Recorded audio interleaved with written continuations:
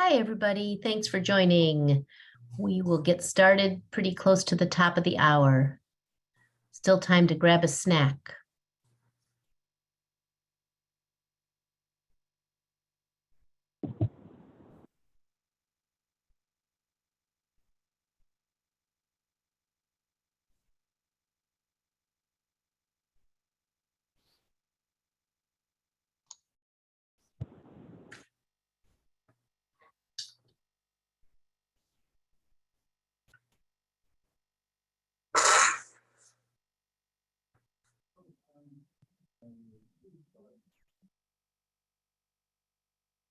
Seatbelt on?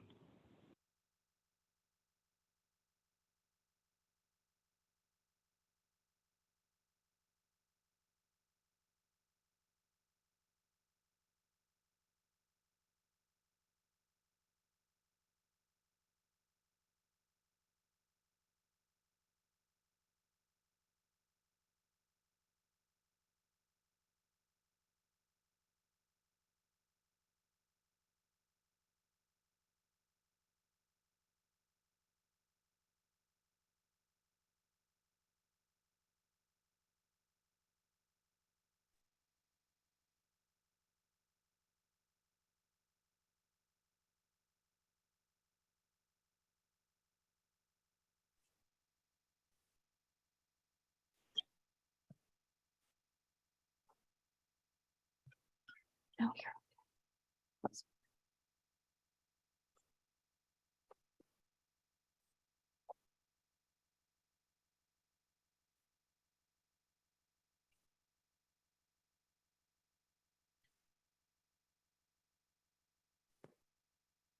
Hey, everybody. We have a big group registered today.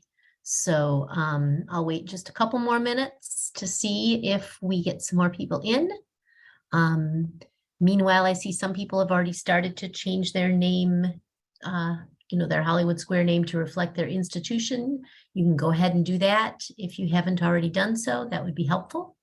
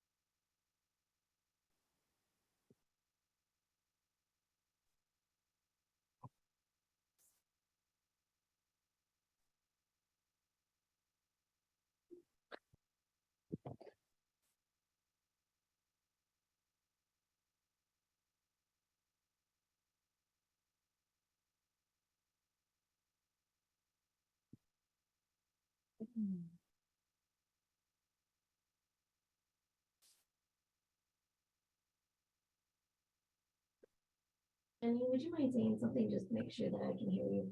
Sure, I can say something. Yes. Good Thank you. afternoon.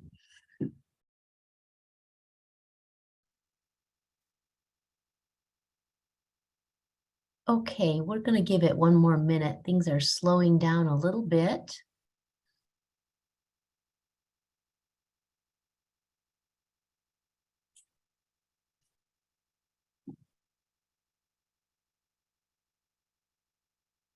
And actually, maybe not, because I think it's most people are in. It's 4:02, Tuesday afternoon.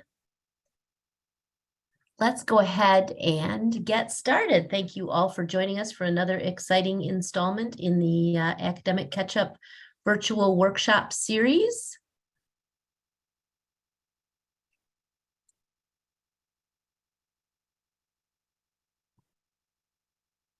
Let's get into my slideshow view.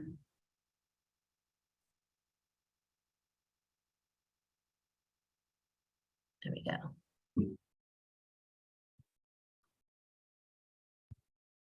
Okay. Thanks, everybody. Good afternoon. I'm Jenny Shanker. For those of you who I have not met, I think I know many on this call. But if you, uh-oh, I have a problem. Me. I think I fixed it, Jenny. Oh, fabulous. Can you hear me now? And the good news is I can't hear me now, echoing back everything I say. So anyway, I am the Senior Director of Learning and Research at the Michigan Community College Association, the Michigan Center for Student Success. Happy to have all of you here on this workshop today. We're going to be, this is the third in our series of academic catch-up workshops. And we're going to be talking about integrating college knowledge and classroom supports in academic catch-up programs. As I mentioned, go ahead and rename yourself to include your college. Feel free to say hello and add your name, college, and role in the chat. That's helpful for us because we then will see who was here on the webinar. And just know we're glad you're here. So today we're going to spend some time, as I promised at the last workshop, taking questions about the MOU. And we have our Director of Finance on the line, Kathy Taskey, who will take the technical questions about the MOU that I will have no idea how to answer. We'll also spend some time on general program questions, anything lingering from the last workshop. We'll talk a little bit about college knowledge and classroom support. We'll have a little time for some cross-college networking, then come back together, take questions, and that'll be it. People are dropping their greetings in the chat. Thank you all. Let's go ahead and get started with a couple of updates. Just as a reminder, the MOUs are due next Friday, next Friday, a week from Friday. I'm very confused because I'm going on vacation this week. So it's already, in my mind, it's already March 7th when I come back.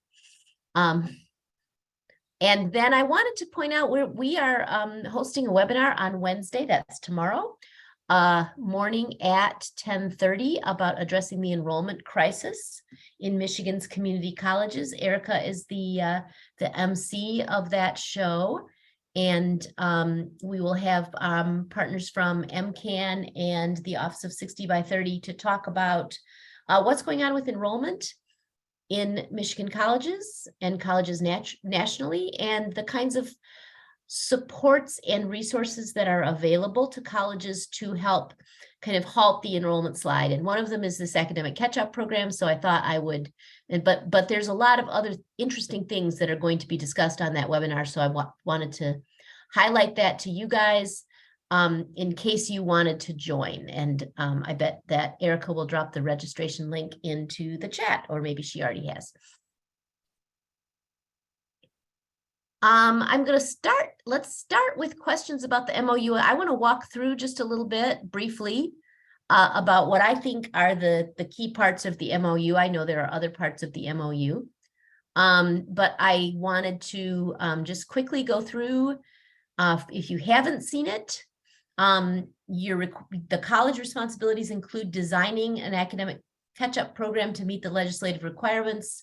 They are all the ones that you've seen. I'm going to show them again in a couple of slides, but all of those elements that we've been discussing on these workshops are the legislative requirements of the program. Provide evidence of the program being offered in summer 2023. Submit an initial estimated budget and final expenditures to the MCCA using budget templates that we will provide, which we have provided a budget template. That first budget, the estimated budget is due April 7th. Submit the reporting that we will provide you with reports to fill out online with the elements that the State Budget Office has requested from us. And there will be 4 of those quarterly reports. And we will be dedicating one of these workshops in early April to the reporting requirements. The reports are simple. They should be something that the person who's running the program should be able to fill out without needing to request a bunch of data from IR. Does anybody have questions about the college responsibilities section of the MOU?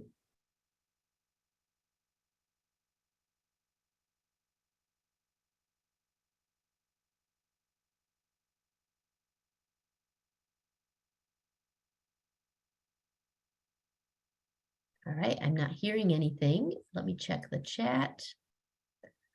So part of the April 7th, when it says design an academic catch-up program, do we submit the design of the program? There is no point at which you must submit the design of the program. So what's required on April 7th?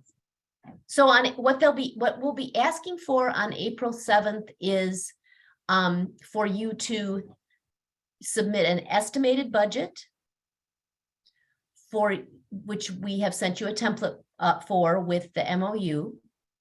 We will be asking you to confirm an estimated number of students that you will serve. So I'm going to go to the next slide actually, because that's going to be more helpful in this conversation, part of the conversation.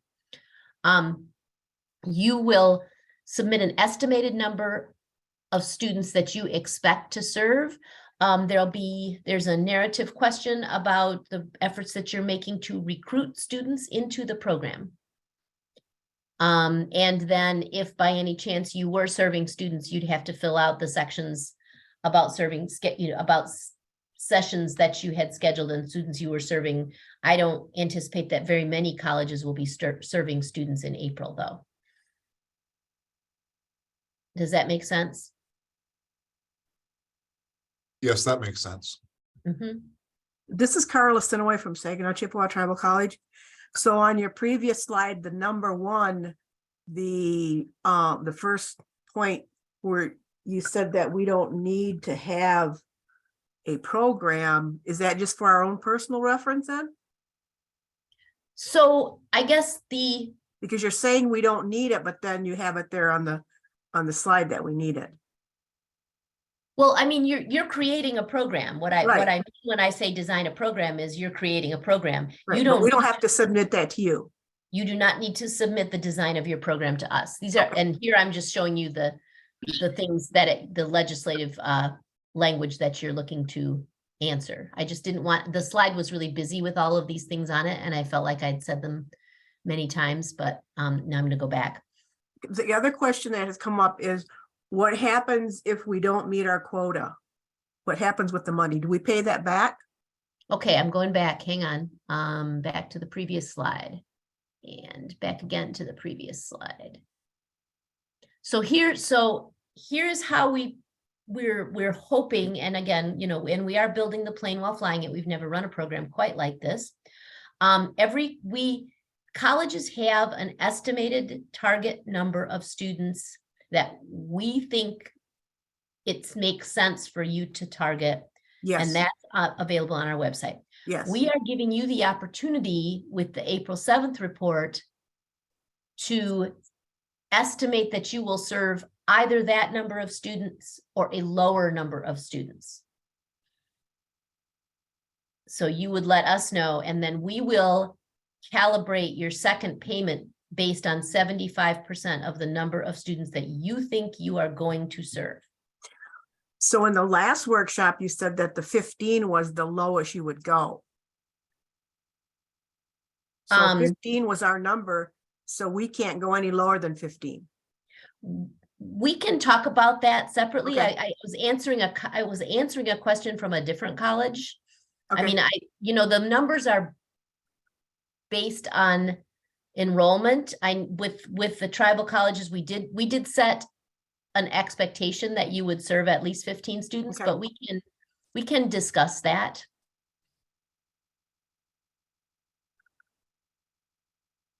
Okay, So you can estimate if you were estimating lower than the number that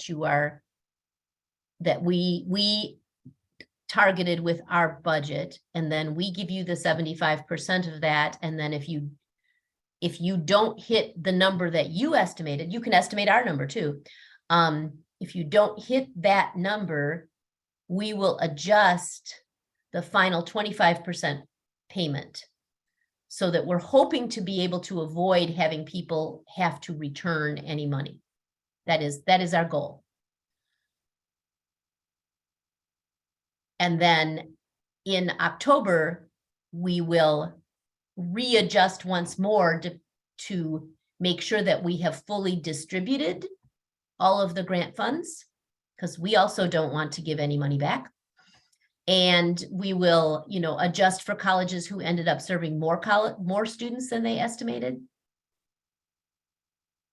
So that's how the money is going to flow out. I've got a question on that, and it has to do with the final payment based on the fact that you might not have expended everything. When we put in our budgets and everything,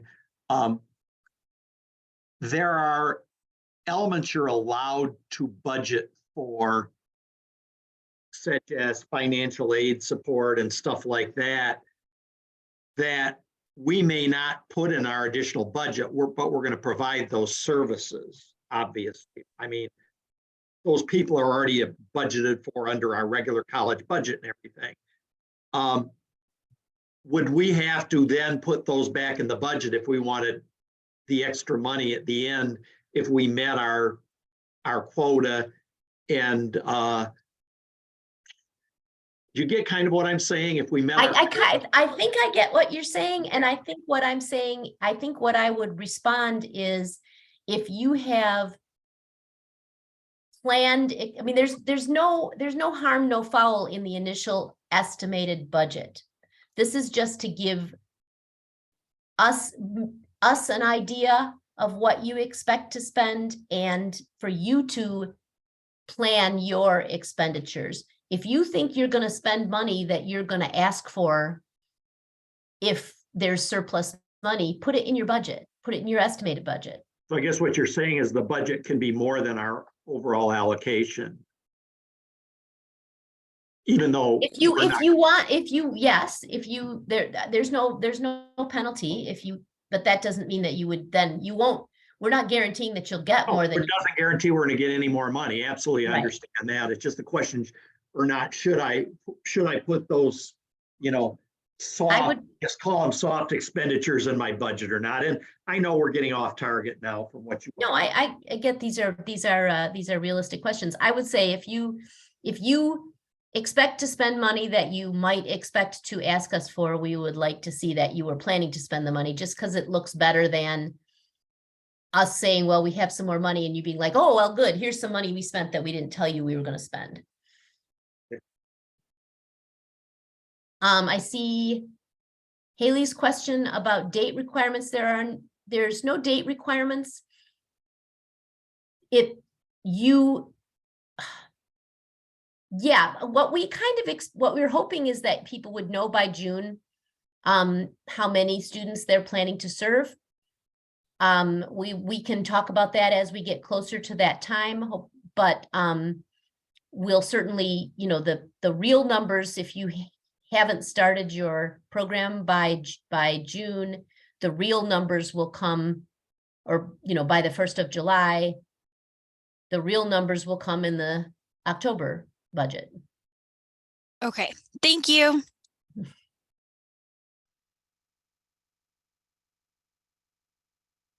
Okay. Any other MOU questions?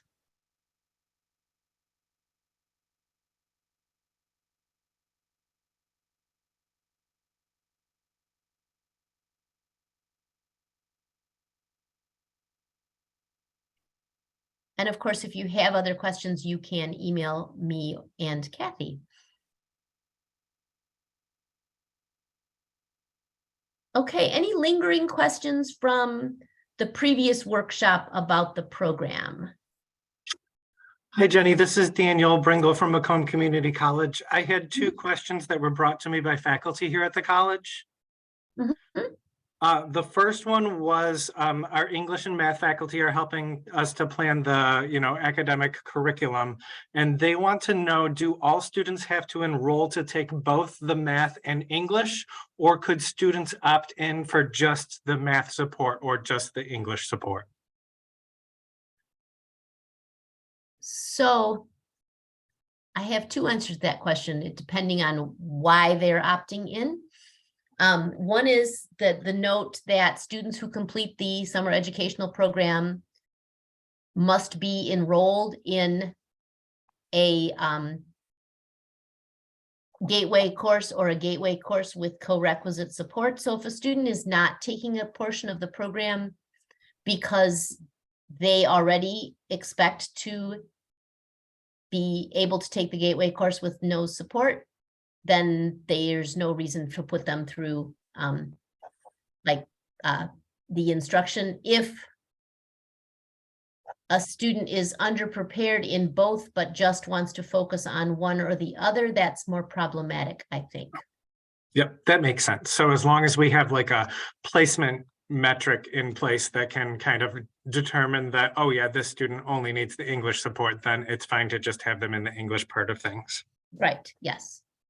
The second question, and this one was one that we mentioned in the previous webinar, but I wasn't sure if I missed the conclusive answer, was about hybrid requirements.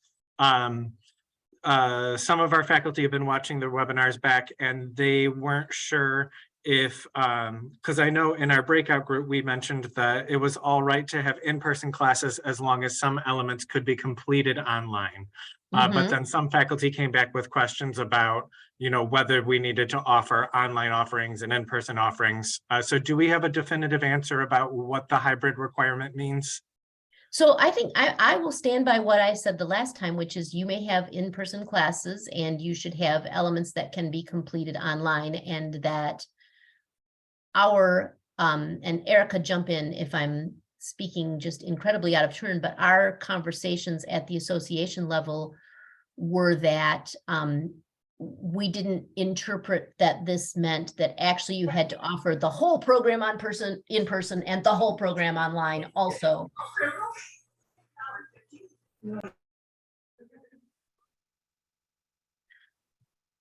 Jenny, I have a question. Here at Alpena Community College, we've been involved with direct credit, like it's a 1 credit CTE type credit. Would that count against, if we have students that are in high school and they earn this 1 credit direct credit, would that count against them? Would they be negated from being in the program? Oh, I see. That you mean they've been participating in dual enrollment, but they're graduating and they're it's just a 1 credit direct credit, not a regular English 111 dual enrollment class. It's just this 1 credit direct. Oh, yeah, that's fine. I think they, program is targeted towards high school graduates. So if they're graduating high school, then they're eligible to take the program, but it's not limited to college students who are just graduating high school. It's not limited to recent grads. So Right, it's really very open. There will be, you don't need to, there's almost no reason that I would tell you that you shouldn't have a student in this program. oh, okay. All right, well, I just wanted to make sure, because I understood it to be no college courses whatsoever. Didn't matter how old they were or how long they've been out of high school, or if they were just getting out of high school, but this one credit, CTE credit, I thought there, a lot of students have earned that, but that's the only thing they have. Yeah, no, that would be no problem at all. Okay, thank you. It sounds to me like the only students who wouldn't be eligible would be students who won't have graduated from high school by the time the program starts, or students who already have both their math and English requirements completed. I would say that second one, yes. The first one, if they're juniors, and they're planning to, they want to prepare for college, or they even wanting to prepare for dual enrollment, I don't see a problem with them participating in the Really, program. because I thought it was limited by law to recent high school graduates. No. It's Yeah, I'm pretty sure that's what towards the recent language high school says, graduates to Steve. address learning loss, but students who are in high school now may have also experienced learning loss.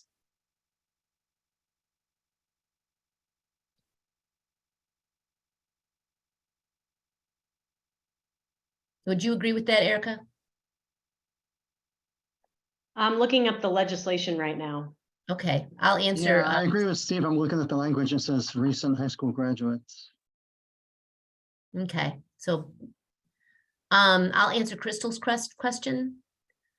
Are there restrictions regarding when the catch-up program can be offered? Can one session be offered June to early July at a second? Yeah, absolutely. That's fine. There are no, it's a summer program that, I mean, you have to offer it in the summer, but there's no saying you can't offer 2 sessions in the summer.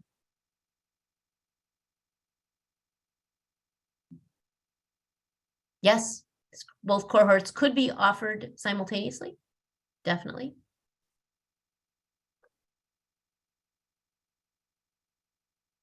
The question, the ramification for students that don't enroll in the fall, the legislation does specifically say that it has to be open to all students, wherever they're attending college. So the idea was, I think, in the mind of the legislators, like local students who are planning to go away to, a college, university outside of town could do this program at their local community college.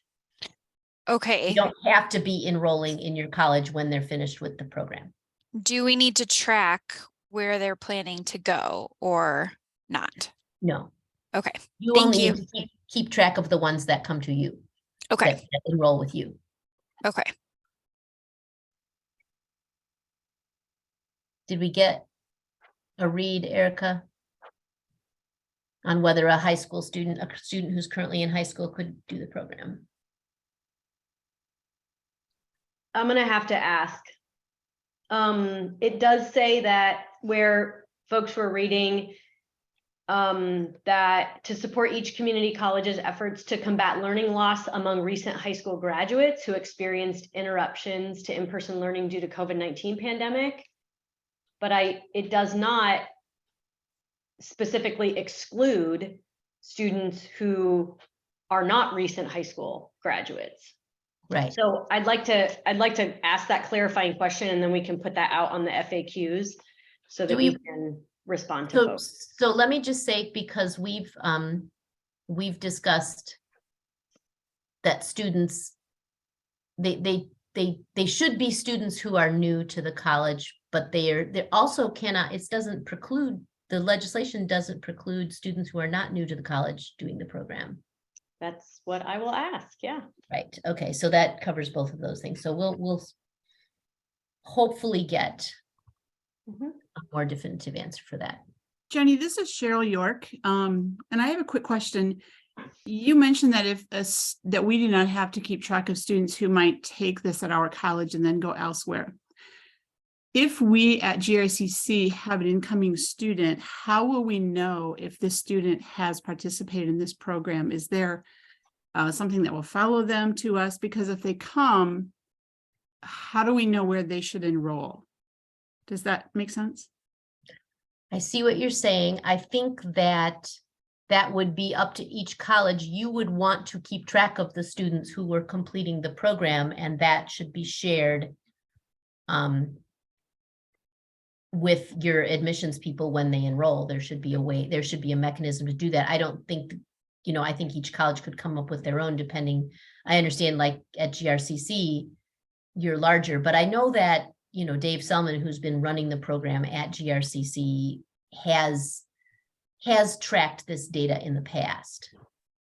Right, but if we have a student, let's say, who takes this through a college on the other side of the state, and then they come to us, but let's say they don't complete it, and then they come to us in the fall, how do we know which courses at GRCC they should enroll in?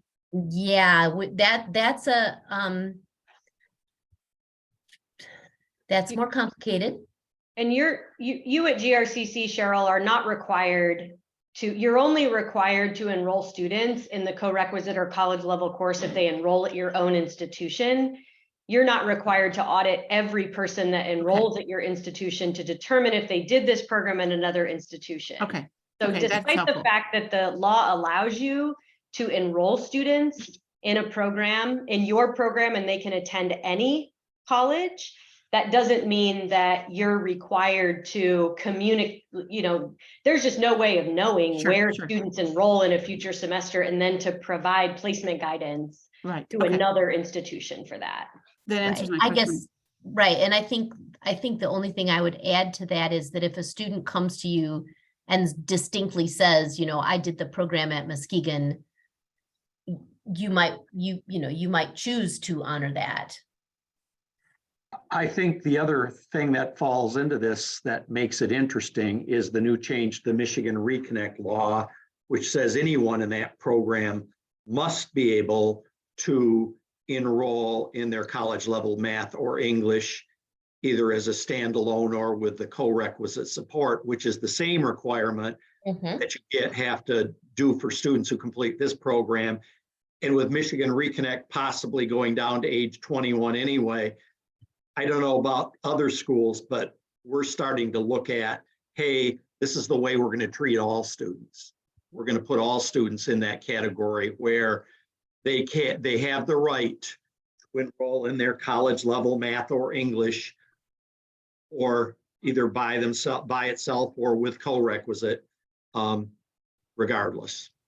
That's I think, a very smart way to interpret this, and certainly the easiest for everyone. It hasn't been without controversy among. No, I completely, but I just want to. We've gotten there. Yes. Let's see who.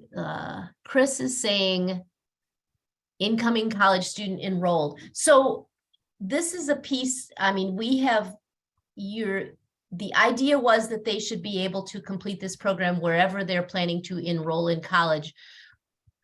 We have also encouraged colleges to recruit students that have not yet enrolled into this program. I don't think that the state will hold us to the student having proved that they're going to enroll somewhere.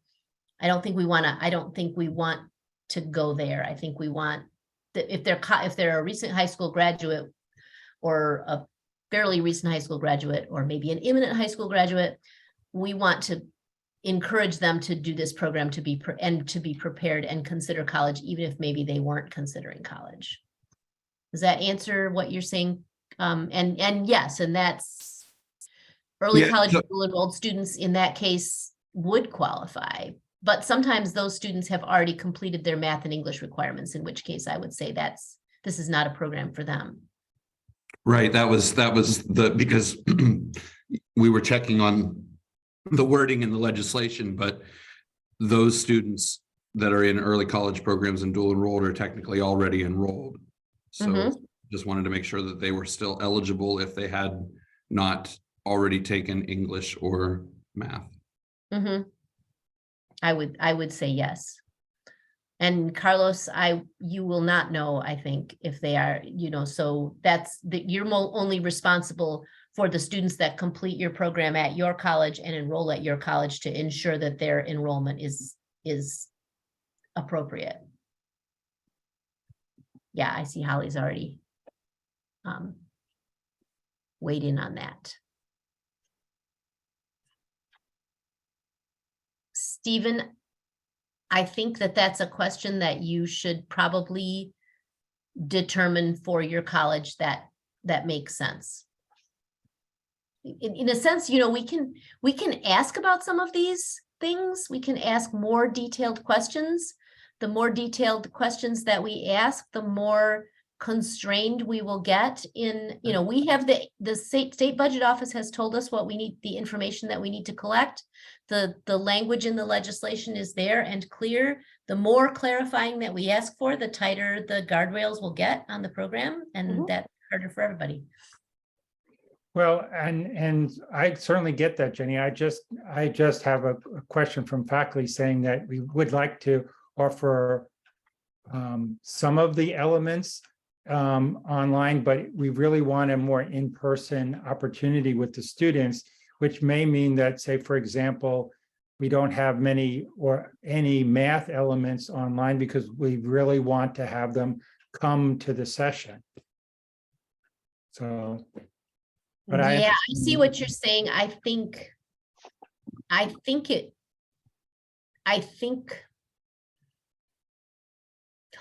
do I think? I think I've heard, what we discussed at the association was that there's a lot of good things about getting students to college, to the campus. yes, I think that you don't want the program to be inaccessible to anyone who might benefit from it if they cannot come to campus. There you, Holly, good answer. Wow. I'm gonna let you run the next webinar.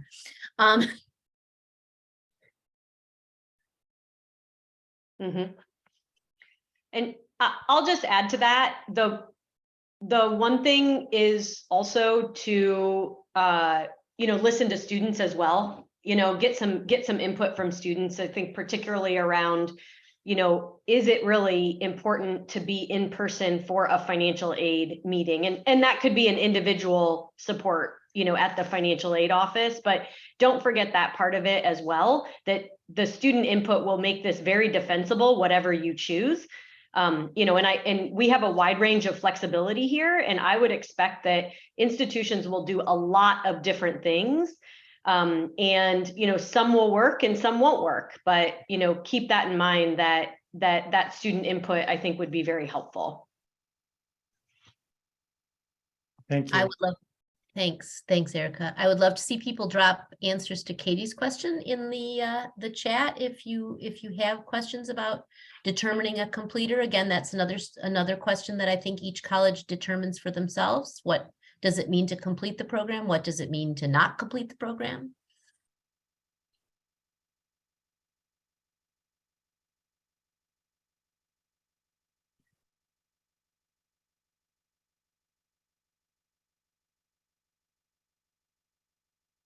I'll just share to Katie's question.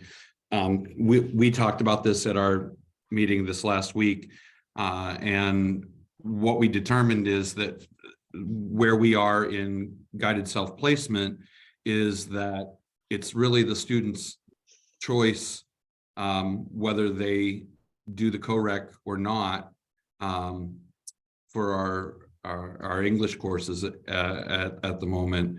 And so at the end of the program, our goal is to take them where they are and get them to an improved state by the end of the 5-week program. And we can make a recommendation to them whether the co-rec is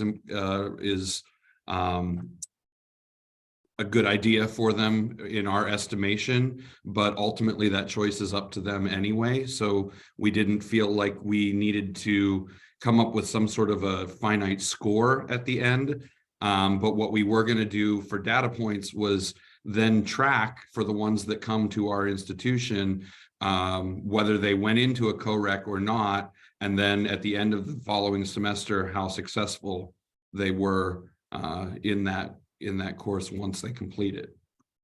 Right, and we will ask in the final report that we'll be due in January for the average semester grades of the group of students who, the average semester grade, the average semester GPA of the students who were enrolled in your college. Yes, so that's a very good idea to collect that.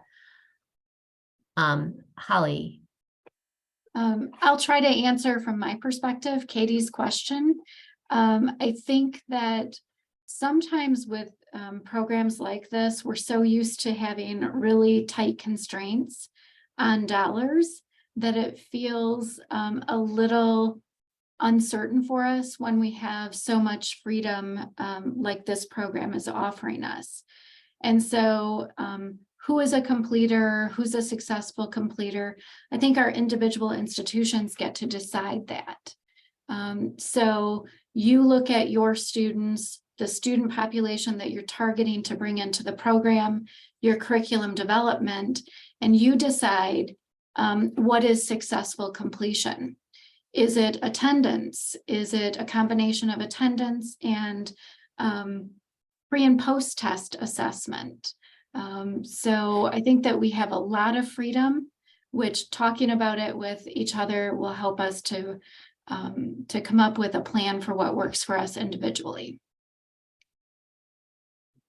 Yes.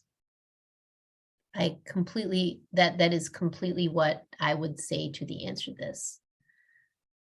We have a late breaking clarification from Brandy about high school that perhaps that because it does say recent high school graduates in the legislation and with the emphasis on high school graduates, that perhaps you should not enroll students who are still in high school.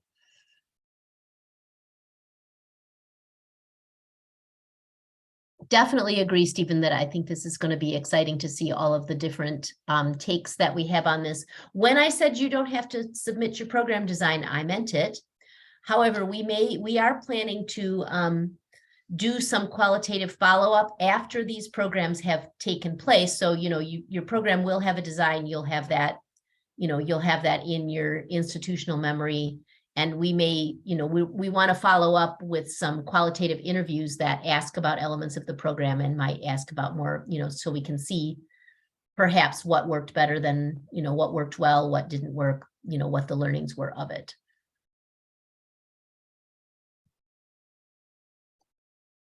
We're already running out of time. Boy, these go fast. So we meant to talk today about these other kind of requirements. Oops. So I have a poll that I can launch. We're going to talk about the college knowledge, financial aid, career exploration, counseling, those things. And I have a quick poll on this just to see, and these are potential models, again, similar to what I did last time. I thought about some ways that this might be provided. You'll think of other ways, but if you could let me know what you're thinking of in terms of model for the college knowledge. Is it going to be class sessions developed to the topics, individual appointments, online modules? You should be able to choose more than one answer on this poll, I hope. Having the students join schedule orientation sessions or something else.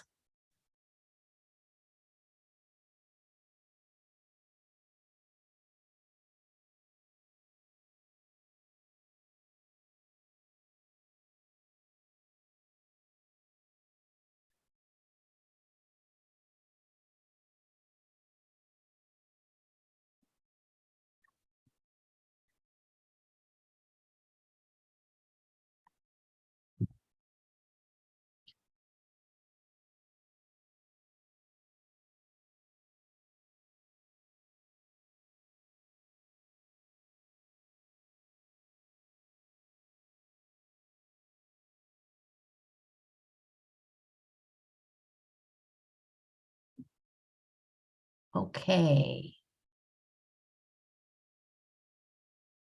Jump in there. I see 74% of people who are here have participated. I'm going to give you like just about 30 more seconds.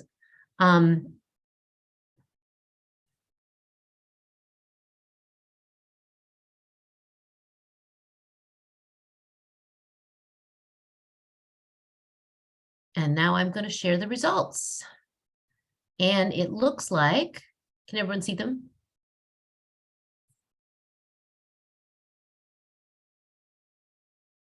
Yes?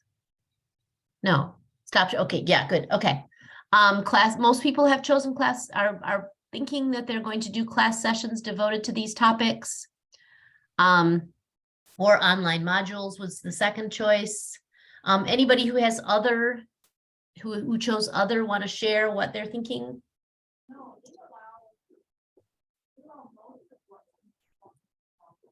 I chose other, Jenny. This is Janice Gillen at HFC because I'm not planning this piece, so I wasn't sure what to answer.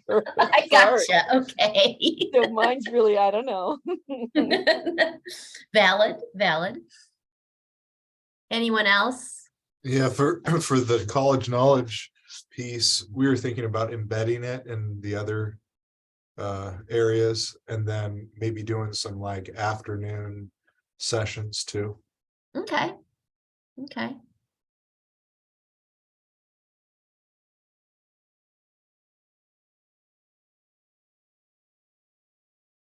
Thank you.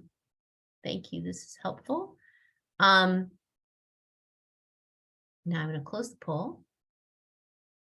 And I'm going to. So, and this one, I don't have polls for this. So I just thought we'd maybe talk a few minutes about this sort of options for transportation and classroom supplies. This kind of starts to bleed into what we're going to talk about in the next workshop, which is the support for student basic needs. But I'm curious, and I've certainly received a lot of questions about the transportation.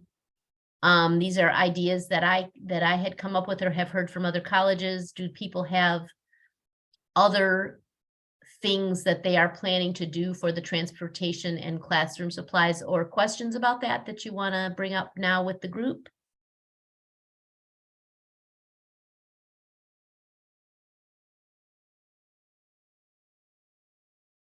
I just say we're going to be giving students a college branded backpack with a loaner laptop, gift cards for gas, and school supplies in it. That's our plan. And the plan is that the loaner laptops become gift laptops if they enroll in 12 credits or more the following semester with us. That's creative. Absolutely. Sharon's question. Yes, you can provide a transportation stipend if that's how you would like to provide the transportation. Yes. Holly. I think we're talking about trying to be as open with this component as possible. So rather than doing gas cards or food cards specifically, can we do Visa gift cards or other credit card type gift cards that then can be used for ride shares or car maintenance or bus passes, for food, for all those other things that tend to get in the way of student success. Yeah, I would recommend, I like the openness of that. And I think that's, and especially if you are able to make it clear to the students that's what that's for, right? So they're, they need to understand that it's not just, they can't have it both ways, right? They can't like take the money and then say, oh, I don't have any money I can't get here. I don't have my car doesn't work, or I don't have gas. Yeah. Holly Benson. When you said Holly the first time, I thought, oh, that's me. I didn't even raise my hand yet. She knew. So we're still at the brainstorming phase, but we have the Jayhawk Hub at MCC all the time where students can go for help with basic needs. So I met with the coordinator of the hub today, And we're thinking that we'll have her present early on and then let students know that those resources are available. So she's going to calculate kind of the percentage that typically needs those services, so we can then decide how much money they need. But I'm very curious about the laptops. My first thought was, ooh, let's do what you mentioned, Stevens, I believe, at Mid-Michigan Community College. But that's a huge portion of the budget. That would be practically the entire budget. So I'm wondering how you'll determine how many of those laptops you think will become gift laptops as opposed to normal laptops. And if what others are doing as well.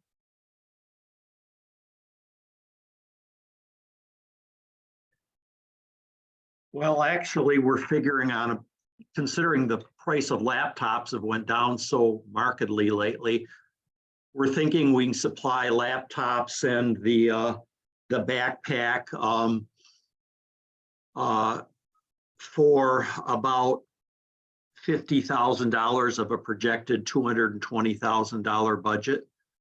And we're hoping, you know, any laptops that do get turned back in at the end of the program will simply be available in the library for students to tune out, and everything will help all our students. So we think it's a good investment regardless.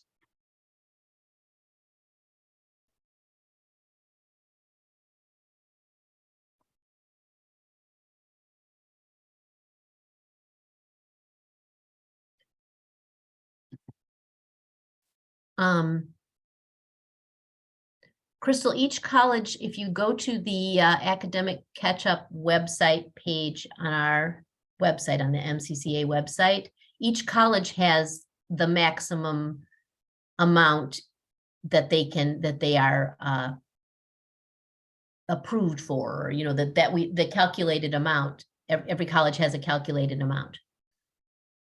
And every college is going to get a base allocation of $83,000, and the rest of the calculated amount is based on the number of students served.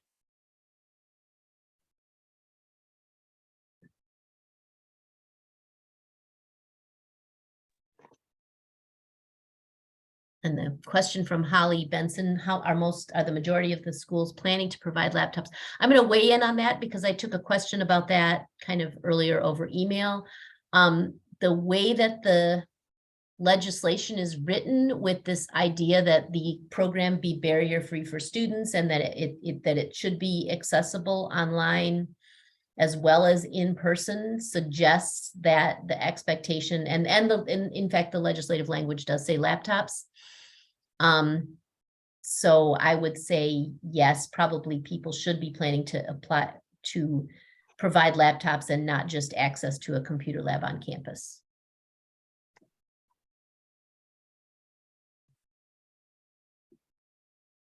Can I ask a follow-up question about that? So I think that is wonderful, and that was my original thought, but then I wonder, like, if someone already has a laptop, how is it fair to, I mean, it is barrier-free, it's equity, not equality, if we provide laptops to those who need them, but then how do you determine that? No, I don't want to think the worst of students, but they might be like, oh, sure, I'll take a laptop, and then they can sell it. Or, I mean, do we just not worry about that and we just provide laptops for everyone?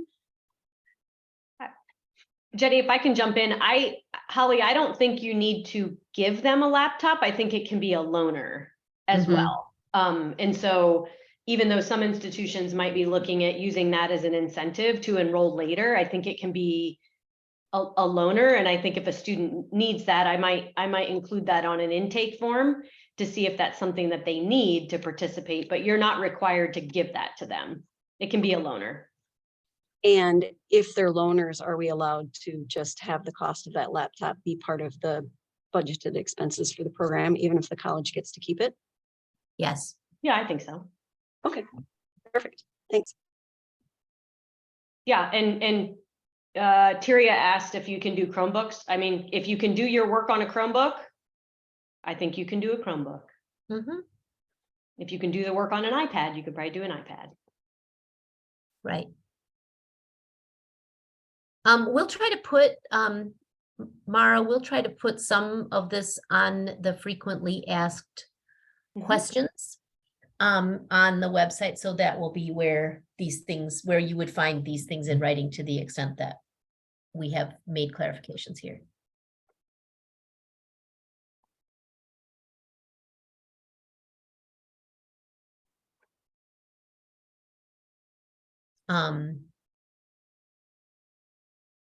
Sharon, are you still wondering about, I think if the student, I think Erica's, what you would do with the students with the laptops, you would say, we have laptops available if you need one. On loan that we will take back from you after the program unless you want to use it as an incentive, and that would be rather than screening to see if they need one at that level. Mhm.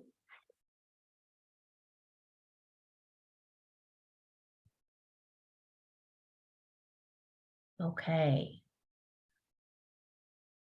Well, I was going to break you into elbow partners to talk to each other, but I'm wondering if maybe we should just use our remaining time as questions, continuing this kind of conversation. If I can backtrack for a second, if by chance our enrollment is less than anticipated, and so our budget or the allocation to us ends up less than the 75% that we receive, would we have to reimburse? Or will we just not get that remainder amount?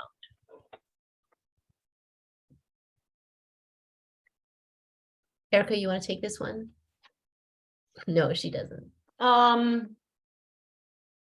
If it's less than 75% of your total, you will, so we have an alternative in there. You'll estimate for us if you think it is going to be less than 75%, and we'll be able to issue a smaller check at that time. So it's up to 75%, but we could also do something smaller if you're feeling like at that time, you're not going to meet your enrollment target. Just simply to avoid the payback process, because we know that can be really challenging. Yeah. Erica, what's the deadline we have to give that estimate? Because those colleges who've never done this before may have no idea how recruiting is going to go. So when do we have to, the April 7th? So we're asking for the estimate with the April 7th report. And I guess the best thing would be to estimate low, you'll get less money. But we hope that if you exceed your estimate, our intention will be to make you whole.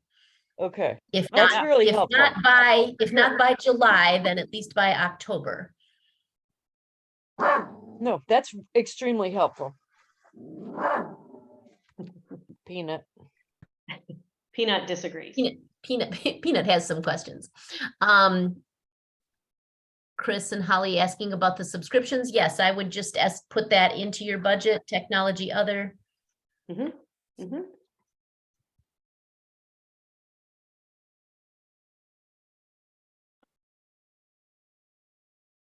Other. Jenny, if I can just add one thing on the budget, I think we are getting some late information from the state on the amount of indirects that you can allocate to a program like this. So we're getting final clarification on that so that you would be able to include that in your budget. It's okay if it doesn't come in, with your first report, that can always change, but we'll get some clarification for you on the percentage of indirects that you can allocate to the program. Chris, MCCA has taken a small allocation to administer the program, but we are not planning statewide marketing that is not a capacity that we have. So what we're hoping is that colleges will plan marketing and recruiting with the budget that they're getting.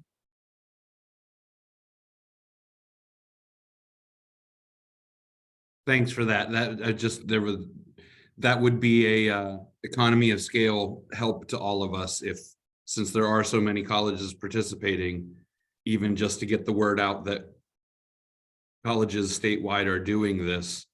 I mean, we're promoting in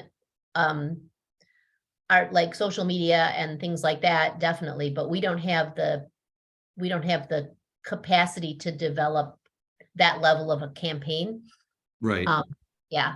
I'm just saying in general, you know, yeah. that these programs are existing in the state this summer, and then, you know, each individual college could do their own Yep. campaigns. May I Yep, ask a question about that, Chris? Are you, and to everyone on the call, one of the challenges we thought we would have with this program is you're probably not going to market it as the academic catch-up program. Hopefully you're thinking about some other better, more inclusive and asset-based language around this. So one of our challenges was, how do you create some statewide marketing when everybody is going to name this something different? Is there, and we've been doing this long enough to know that we won't be able to have everybody name it the same thing. But if you are working with your marketing folks and they want to reach out to us about what might be helpful, you know, happy to consider that. We just were struggling a little bit with how would you do that when everybody's going to customize what this program looks like. And I think you just hit it on the head. Like you share in, you know, press releases or whatever that colleges are doing academic catch-up programs to you know, help close the gap and whatnot. Check with your local college, and they may be calling it something different. I mean, just calling it what it is, you know. Yeah. And speak to what the purpose of it is rather than the specific names. The other thing that I would recommend tomorrow, this enrollment crisis workshop that we're having, we've invited our colleagues from the Michigan College Access Network to join us tomorrow. They have, they'll be sharing information with you about College Decision Day. Sorry to burst their bubble on all the cool stuff they're going to share, but they're going to talk about College Decision Day, and they're going to talk about all of the advising and counseling contacts that they have at local high schools. So one of the things that we could do is make sure that gets socialized through this group as well, so that you can market the College Edge and the Kellogg Kickstart and, you know, Raider Ready and all of your programs directly to those local high schools. So that might be, we could put that together easily in a press packet for you to have that, at least those people's information. And I can't, Jenny, I think we should have an award for everybody gets to vote on the best name for the academic catch-up program. I really do like the bottle of ketchup that you put on a lot of the slides, but I'm looking forward to seeing how you all do these.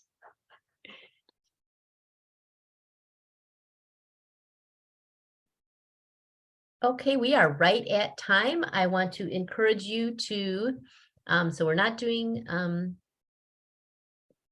this. I just want to encourage you to register for the next workshop number 4, which will happen on Tuesday, March 7th. We'll have our colleague Precious Miller here, who's been leading the My Best work, talk about the student basic needs and wraparound services that and an opportunity for many of your colleges to share. Holly already mentioned the Jayhawk Hub. And then on the 5th, we'll talk about recruiting the workshop number 5, March 21st, recruiting participants and also providing ongoing support for academic catch-up completers who enroll at your college. Workshop number 6 on April 4th will focus on the reporting requirements. So be sure you are subscribed for updates. And that's all I have. Thank you all.